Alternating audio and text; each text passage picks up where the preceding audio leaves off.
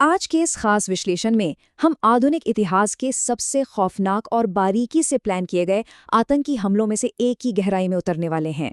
60 hours of terror, यानी आतंक के 60 घंटे। ये सिर्फ एक नाम नहीं है, बल्कि उस दर्दनाक सच्चाई का प्रतीक है जिसने 26 नवंबर 2008 को पूरे भारत को झकझोर कर रख दिया था।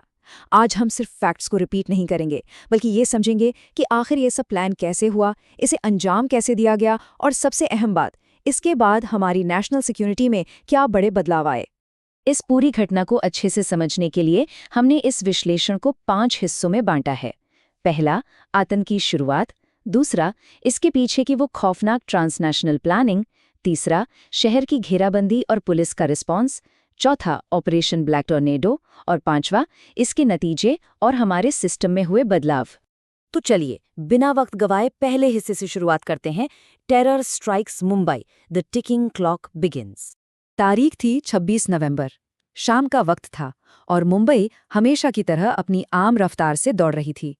तभी बदवार पार्क में एक स्पीड बोट से 10 लड़के उतरते हैं। आपको पता है, शुरुआत में ही एक लोकल नागरिक भरत तोमर को इन लड़कों के भारी बैग्स और अजीब बर्ताव को देखकर शक हुआ था। उन्होंने तुरंत पुलिस को इसकी जानकारी भी दी, लेकिन अनफॉर्चुनेटली उस वक्त इस वार्निंग को सीरियसली नहीं लिया गया।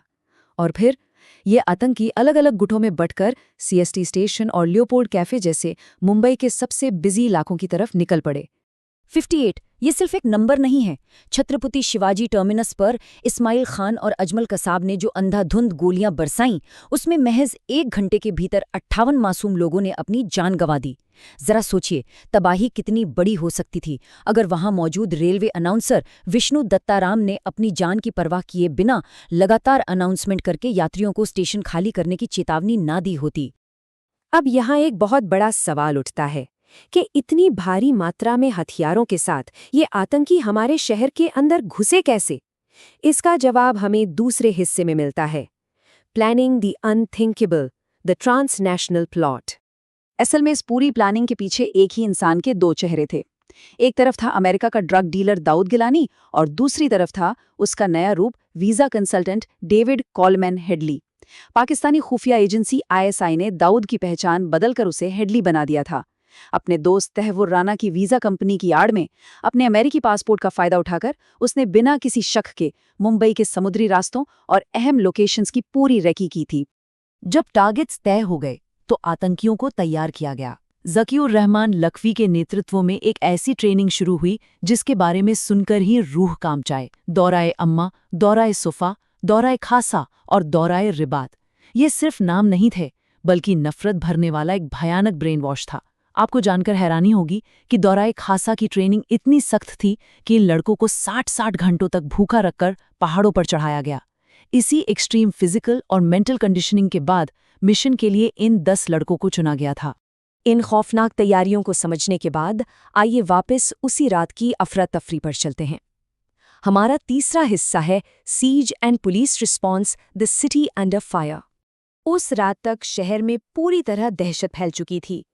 आतंकियों ने एक साथ कई इंटरनेशनल और लग्जरी जगहों को निशाना बनाया। ताज होटल में कमरा नंबर 520 को उन्होंने अपना कंट्रोल रूम बना लिया। ओबरॉय होटल में डरा धमकाकर स्टाफ से ही आग लगवाई गई। नरीमन हाउस को खास तौर पर इसलिए चुना गया ताकि इजराइल पर दबाव बनाया जा सके, और पूरे मुंबई में पैनिक फैलाने के लिए चलती टैक्सियों में टाइमर बम लगाए गए। ये कोई रैंडम हमला नहीं था, ये पूरी तरह से एक साइकोलॉजिकल खौफ पैदा करने वाला मास्टर प्लान था।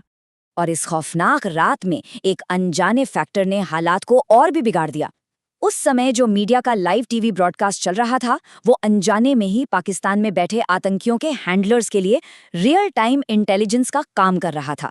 हैंडलर्स टीवी पर हमारी सिक्योरिटी फोर्सेस के हर मूवमेंट को देख रहे थे और फोन के जरिए अंदर छुपे आतंकियों को पल पल की एकदम सटीक जानकारी दे रहे थे। मुंबई पुलिस के लिए ये एक ऐसी सिचुएशन थी जिसका उन्होंने पहले कभी सामना नहीं किया था। कामा अस्पताल के पास हुए एक दर्दनाक एम्बुश में आतंकियों की फायरिंग के चलते मुंबई एटीएस के चीफ हेमंत करकरे, एसीपी अशोक कामटे और इंस्पेक्टर विजय साल्सकर शहीद हो गए।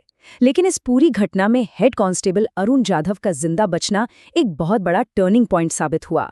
वो मरने का नाटक करते हुए आतंकियों की हाईजैक की गई गाड़ी में ही पड़े रहे और मौका मिलते ही उन्होंने कंट्रोल रूम को आतंकियों की सटीक लोकेशन दे दी। गिरगांव चौपाटी पर जो हुआ वो इस पूरे मामले का सबसे अहम पल था। Assistant sub inspector Tukaram Omble 23 गोलियां खाते हैं सिर्फ ये सुनिश्चित करने के लिए कि अजमल कसाब जिंदा पकड़ा जाए। उन्होंने निहत्ते ही कसाब की बंदूक की नली को कसकर पकड़ लिया था। उनकी इस शहादत की बदौलत ही भारत को एक जिंदा आतंकी मिला, जो बाद में इस पूरी साजिश के पीछे पाकिस्तान के हाथ होने का सबसे बड़ा और अकाट्य सबूत बना। इसके बाद एंट्री होती है हमारी एलीट फोर्सेस की। चौथे हिस्से में हम बात करेंगे ऑपरेशन ब्लैक टोर्नेडो की। हालात को काबू में लाने के लिए देश के बेस्ट कमांडोज को मैदान में उतरना पड़ा। 27 नवंबर को रात 2 बजे सबसे पहले मरीन कमांडोज यानी मार्कोज वहां पहुंचते हैं, लेकिन एयरक्राफ्ट न मिल पाने के कारण दिल्ली से एनएसजी यानी नेशनल सिक्योरिटी गार्ड को आने में सुबह के 5 बज जाते हैं। आपको बता दूं, ये कोई सीधा इनकाउंटर नहीं था। होटलों को पूरी तरह से क्लियर करने में 29 नवंबर की सुबह तक का वक्त लग गया। एनएसजी कमांडोज ने 3 अलग-अलग लोकेशंस पर बहुत ही टैक्टिकल ऑपरेशंस किए। ओबेरॉय होटल में फ्लोर बाय फ्लोर आगे बढ़ा गया। ताज होटल में भयंकर आग और धुएं के बीच रूम टू रूम कॉम्बैट करना पड़ा। और नरीमन हाउस में तो कमांडोज को हेलीकॉप्टर के जरिए सीधा छत पर ड्रॉप किया गया। इसी नरीमन हाउस ऑपरेशन के दौरान कमांडो गजेंद्र सिंह बिष्ट ने अपनी जान देश के लिए न्यौछावर कर दी थी। मेरे पीछे मत आना, मैं उन्हें संभाल लूंगा। ताज होटल में ऑपरेशन के दौरान ये मेजर संदीप उन्नीकृष्णन के आखिरी शब्द थे।